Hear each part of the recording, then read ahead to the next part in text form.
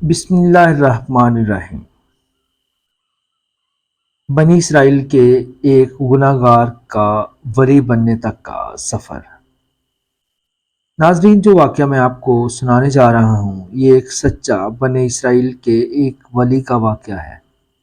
بنی اسرائیل قبیلے میں ایک مکار، عیار اور بہروپیہ رہا کرتا تھا جس کا نام نصر تھا۔ نصر بہت ہی دلکش، خوبصورت اور ناز و انداز والا مرد تھا۔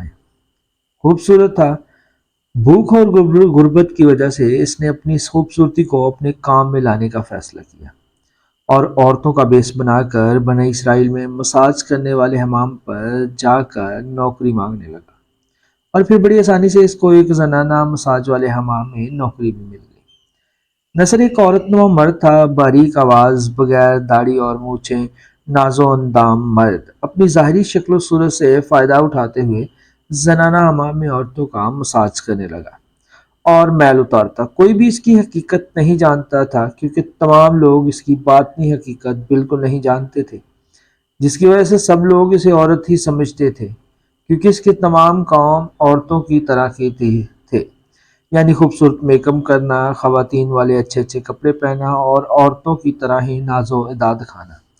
سبھی اسے عورت ہی سمجھتے تھے۔ یہ طریقہ اس کے لیے ذریعہ معاش بھی تھا اور عورتوں کی عزتوں سے مزہ بھی لیتا تھا۔ ایک دن بادشاہ کی بیٹی حمام گئی۔ بادشاہ کی بیٹی بہت ہی حسین و جمیل اور خوبصورت تھی۔ بادشاہ کی بیٹی شہزادی اس تمام میں مساج کروانے کے لیے آئی تھی اور اس کی مساج نصر نے ہی کی تھی۔ بادشاہ کی اتنی حسین بیٹی کو دیکھ کر نصر کے اندر کا مرد جاگ گیا اور وہ اپنے ہاتھوں سے شہزادی کا مساج کرنے لگا۔ وہ جس انداز سے شہزادی کا مساج کر رہا تھا، شہزادی بھی جوانی کی دہلیز پر کھڑی تھی۔ شہزادی کو بہت سکون مل رہا تھا۔ مساج کرواتے ہوئے شہزادی گہری نیند میں چلی گئی۔ اس دوران نصر اپنا کام ختم کر کے اپنی جگہ پر واپس چلا گیا۔ تو کچھ دیر بعد جب شہزادی کی کنیزوں نے شہزادی کو نیند سے جگایا تو پتہ چلا کہ شہزادی کی ایک بیش قیمتی اور نایاب انگوٹھی غائب۔ شہزادی نے اپنے محافظوں کو حکم دیا کہ حمام میں موجود تمام لوگوں کی تلاشی لی جائے۔ سب کی تلاشی لی جانے لگی مگر کسی بھی جگہ سے کسی کے پاس سے بھی وہ انگوٹھی نہیں ملی۔ نصر یہ سب دیکھ کر بہت پریشان ہوا اور ڈر گیا کہ اگر میری تلاشی لی گئی تو میری عورت ہونے یا نہ ہونے کا راز کھل جائے گا، اور میں نے تو شہزادی کی مساج بھی کی ہے اور شہزادی کی اس جگہ پر چھوا ہے جس جگہ پر خود شہزادی نے کبھی نہ اپنے آپ کو چھوا ہوگا۔ اگر میں پکڑا گیا تو مجھے اسی وقت ہی پھانسی دے دی جائے گی اور جو رسوائی ہوگی وہ ناقابل برداشت ہوگی۔ نصر رسوائی اور موت کے ڈر سے ایک جگہ چھپ گیا۔ جب اس نے دیکھا کہ شہزادی کی کنیزیں اور محافظ اسے ڈھونڈ رہے ہیں تو سچے دل سے خدا کو پکارا اور خدا کی بارگاہ میں دل سے توبہ کی کہ آج کے بعد کبھی بھی یہ روپ بدلنے کا کام نہیں کروں گا۔ جو خطا مجھ سے پہلے ہو گئی ہے اس کی میں توبہ کرتا ہوں اور آج کے بعد کبھی بھی کوئی ایسا کام نہیں کروں گا جو اللہ تعالیٰ کو ناپسند ہے۔ میں اللہ تعالیٰ کی ہی عبادت کروں گا اور اس کی اطاعت اور بندگی کروں گا، تیرے بتائے ہوئے کاموں پر عمل کروں گا، تیرے بتائے ہوئے راستے پہ چلوں گا۔ وہ چھپا بیٹھا یہ دعا مانگ ہی رہا تھا کہ اچانک باہر سے آواز سنائی دی کہ شہزادی کی انگوٹھی مل گئی ہے، اس لیے تمام لوگ واپس آ جائیں اور نصر کو چھوڑ دیا جائے۔ انگوٹھی مل گئی۔ اس دن کے بعد نصر نے حمام جانا چھوڑ دیا اور اپنی ہی جھونپڑی میں چھپ کر اللہ کی عبادت میں مشغول ہو گیا۔ شہزادی حمام میں آئی لیکن شہزادی کو پہلا والا سکون میسر نہ ہوا۔ تو ایک دن شہزادی حمام میں آئی تو نصر کے بارے میں پوچھا۔ حمام کے مالک نے شہزادی کو بتایا کہ نصر یہاں سے کام چھوڑ چکا ہے۔ جس دن آپ کی انگوٹھی مساج سینٹر سے گم ہوئی تھی اس دن کے بعد نصر دوبارہ کام پہ نہیں آیا۔ جب یہ سب شہزادی نے سنا تو قیصر نصرہ کو اپنے محافظ کے ہاتھوں پیغام بھجوایا کہ اگر میری مساج کر دے گا تو بہتر ہوگا، کیونکہ اس لڑکی کے ہاتھ میں بہت جادو ہے اور جس جگہ بھی ہاتھ رکھتی ہے ایک سکون سا آ جاتا ہے۔ لیکن نصر نے بہانہ نہ بنایا کہ میرے ہاتھ میں درد ہے، میں مساج نہیں کر سکتا۔ اس ڈر اور خوف کی وجہ سے کہیں شہزادی کو میری اصلیت معلوم نہ ہو جائے تو وہ شہر سے نکل کر کئی میل دور ایک پہاڑی پر ڈیرا ڈال کر اللہ کی عبادت میں مشغول ہو گیا۔ اس پہاڑی کے اوپر کسی عام آدمی کا آنا جانا بالکل نہ ہونے کے برابر تھا۔ کوئی بھی اس پہاڑی کی طرف نہیں جاتا تھا۔ نصر نے اس پہاڑی پر ایک چھوٹی سی جھونپڑی بنائی اور اس پہاڑی کے اوپر بیٹھ کر اللہ کی عبادت کرنے لگا اور دنیاوی کاموں سے بالکل علیحدہ ہو گیا۔ وہ ہر وقت اللہ تعالیٰ سے اپنے کیے ہوئے گناہوں کی معافی مانگتا رہتا اور روتا رہتا۔ ایک دن اس کی نظر ایک بھینس پر پڑی جو اس کے قریب گھاس چر رہی تھی۔ بہت ہی خوبصورت بھینس تھی۔ ایسا لگ رہا تھا کہ جیسے ابھی چند دن پہلے ہی اس نے بچے کو جنا ہے۔ اس کے نیچے بہت سارا دودھ تھا۔ اس نے سوچا یہ کسی چراغے سے بھاگ کر یہاں آ گیا ہے۔ اس نے اس بھینس کو پکڑ کر پہاڑی سے نیچے اتارنے کی کوشش کی۔ یہ کوشش اس نے کئی بار کی تاکہ بھینس واپس اپنے کے مالک کے پاس پہنچ جائے، لیکن جب بھی وہ بھینس کو نیچے چھوڑ کر آتا تو کچھ دیر کے بعد وہ بھینس واپس پھر اس کے پاس آ جاتی۔ جب یہ کافی بار ہوا تو اس نے سوچا جب تک اس کا مالک نہ آ جائے تب تک میں اس کی دیکھ بھال کر لیتا ہوں۔ کچھ دن کے بعد ایک تجارتی قافلہ راستہ بھول کر ادھر آ گیا۔ یہ قافلہ بھوک اور پیاس کی وجہ سے اپنا راستہ بھول چکے تھے۔ وہ کسی نزدیکی آبادی کی تلاش میں اس طرف نکل آئے تھے کہ شاید اس طرف ہمیں پانی اور خوراک مل جائے۔ پورا قافلہ بھوک اور پیاس کی شدت سے نڈال تھا۔ اس قافلے میں مرد عورت بچے اور بوڑھے شامل تھے۔ جب انہوں نے پہاڑ کے اوپر ایک جھونپڑی دیکھی تو اس طرف چل دی۔ جھونپڑی کے نزدیک آ کر قافلے والوں نے نصر سے پانی مانگا۔ نصر نے اس وقت بھینس کا دودھ نکالنا شروع کر دیا اور ساتھ میں سب کو بھینس کا دودھ پلایا اور سب کو سیراب کر دیا۔ قافلے والوں نے نصر سے جانے کا راستہ پوچھا۔ نصر نے ان کو نہایت ہی آسان اور نزدیکی راستہ دکھایا۔ نصر کے اخلاق سے متاثر ہو کر قافلے والوں نے جاتے ہوئے اسے بہت سارا مال بطور تحفہ دیا۔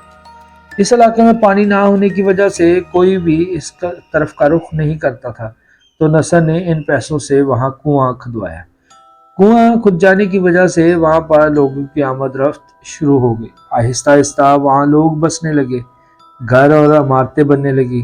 وہاں کے لوگ نصر کو بڑی عزت اور احترام کی نظر سے دیکھتے تھے۔ رفتہ رفتہ نصر کی نیکی کے چرچے بادشاہ تک پہنچے۔ بادشاہ کی دل میں نصر سے ملنے کا شوق پیدا ہوا۔ اسے نصر کو پیغام بھیجا کہ بادشاہ آپ سے ملنا چاہتے ہیں۔ جب نصر کو بادشاہ کا پیغام ملا تو نصر بہت زیادہ خوف زدہ ہو گیا کہ کہیں بادشاہ کو حمام والی بات کا علم تو نہیں ہو گیا جو میں نے شہزادی کی مساج کی تھی۔ یہ سوچ کر نصر نے ملنے سے انکار کر دیا۔ بادشاہ بہت حیران ہوا، مگر اس بے نیازی اور انکار کو دیکھ کر ملنے کی طلب اور بڑھ گئی۔ بادشاہ نے کہا کہ اگر نصر نہیں آ سکتا تو ہم خود اس کے پاس جائیں گے۔ جب بادشاہ نصر کے علاقے میں داخل ہوا تو خدا کی طرف سے ملک الموت کو حکم ہوا کہ بادشاہ کی روح قبض کر لے۔ چونکہ بادشاہ بطور عقیدت مند نصر کو ملنے آ رہا تھا اور رعایا بھی نصر کی خوبیوں کی گرویدہ تھی، اس لیے رعایا یہی سمجھی کہ اس فقیر نے بادشاہ کو ملنے سے انکار کر دیا تھا، اس لیے بادشاہ کی موت واقع ہوئی ہے۔ اگر فقیر کسی کو نہ ملنا چاہے تو یہ بھی ہو سکتا ہے کہ فقیر نے اس کے لیے بد دعا کی ہو۔ یہ باتیں سوچی جا رہی تھی تو کچھ بڑے لوگوں نے بادشاہ کی جگہ پر بادشاہ کے تخت پر نصر کو بٹھانے کا فیصلہ کیا اور نصر کو بادشاہ کے تخت پر بٹھا دیا گیا۔ نصر نے اپنے ملک میں عدل اور انصاف کا ایسا نظام قائم کیا کہ سلطنت میں تمام لوگ نصر کے عدل و انصاف اور سمجھدارانہ فیصلوں کے قائل ہو گئے۔ وہی شہزادی جسے عورت کا بیس بدل کر ہاتھ لگاتے ہوئے بھی ڈرتا تھا، بادشاہ کی بیٹی شہزادی نے جب نصر کے اتنے بہترین نظام عدل اور بہترین فیصلوں کا چرچا سنا تو وہ بھی اس کی گرویدہ ہو گئی۔ اس شہزادی نے بادشاہ کو نکاح کا پیغام بھجوایا، لیکن نصر نے اس نکاح سے صاف انکار کر دیا، اس ڈر سے کہ کہیں وہ شہزادی اس کو پہچان نہ لے۔ لیکن شہزادی اس بات سے بالکل بے خبر تھی کہ جس نے حمام میں میری مساج کی تھی وہ اس ملک کا بادشاہ ہے۔